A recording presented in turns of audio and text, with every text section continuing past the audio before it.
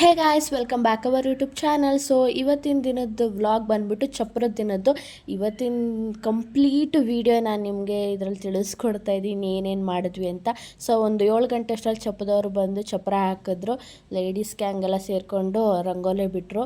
ಇವತ್ತು ಚಪ್ರದ ಅಡಿಲಿ ಅರ್ಶಿಣ ಹಾಕ್ತಾಯಿದ್ದೀವಿ ಪವಿ ಅವ್ರಿಗೆ. ಈ ವಿಡಿಯೋ ಯಾರೂ ಮಿಸ್ ಮಾಡ್ದಲೆ ಸ್ಕಿಪ್ ಮಾಡ್ದಲೆ ಕೊನೆವರೆಗೂ ವಿಡಿಯೋನ ನೋಡಿ. ಸೊ ತುಂಬ ಚೆನ್ನಾಗಿರುತ್ತೆ, ಹಾಗೆ ಫುಲ್ ಎಂಜಾಯ್ ಮಾಡಿದ್ವಿ.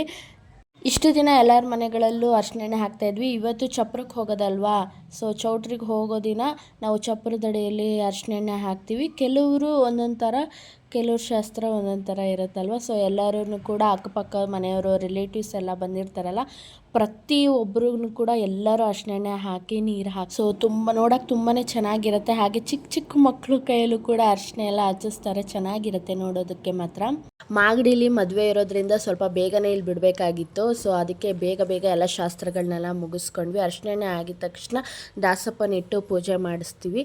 ಸೊ ಬುಜ್ಜಿ ಅವತ್ತು ತುಂಬ ರಚನೆ ಮಾಡ್ತಾಯಿದ್ದ, ಅವನಿಗೂ ಕೂಡ ನಾಮೆಲ್ಲ ಇಕ್ಸ್ಬಿಟ್ಟು ಇವಾಗ ಪೂಜೆ ಎಲ್ಲ ಸ್ಟಾರ್ಟ್ ಮಾಡ್ಕೊಂಡಿದ್ದೀವಿ ಬೇಗನೆ.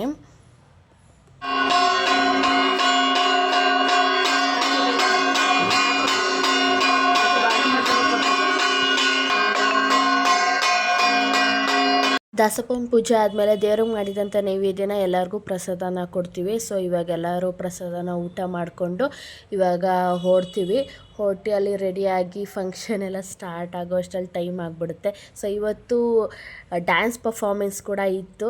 ಸೊ ನಾವೆಲ್ಲರೂ ನಮ್ಮ ಟೀಮ್ ಎಲ್ಲರೂ ಡ್ಯಾನ್ಸ್ ಕೂಡ ಮಾಡಿದ್ವಿ, ತುಂಬ ಚೆನ್ನಾಗಿ ಬಂತು, ಎಲ್ಲರಿಗೂ ಇಷ್ಟ ಆಯಿತು. ಹಾಗೆ ನಾವು ಸೆಲ್ಫಿ ಕೂಡ ತೊಗೊಂಡ್ವಿ. ಹಾಗೆ ನಮ್ಮ ಯೂಟ್ಯೂಬ್ಗೊಂದಿರಲಿ ಅಂತ ಹೇಳಿಬಿಟ್ಟು ವಿಡಿಯೋ ಕೂಡ ಮಾಡ್ಕೊಂಡ್ವಿ. ಸೊ ತುಂಬ ಚೆನ್ನಾಗಿತ್ತು. ರಿಸೆಪ್ಷನ್ ಎಲ್ಲ ಆದಮೇಲೆ ಅರ್ಶಿಣ ಶಾಸ್ತ್ರ ಕೂಡ ಇತ್ತು ಚೌಟ್ರಿಲಿ. ಅದಾದಮೇಲೆ ಬಳೆ ಶಾಸ್ತ್ರ, ಭತ್ತ ಕುಟ್ಟೋ ಶಾಸ್ತ್ರ, ಎಷ್ಟೊಂದು ಶಾಸ್ತ್ರಗಳು ಕೂಡ ಇತ್ತು. ಅವತ್ತು ನೈಟೆಲ್ಲ ನಿದ್ದೆ ಕೂಡ ಇರಲಿಲ್ಲ, ಎಲ್ಲರೂ ಶಾಸ್ತ್ರಗಳನ್ನ ಮಾಡ್ತಾಯಿದ್ರು.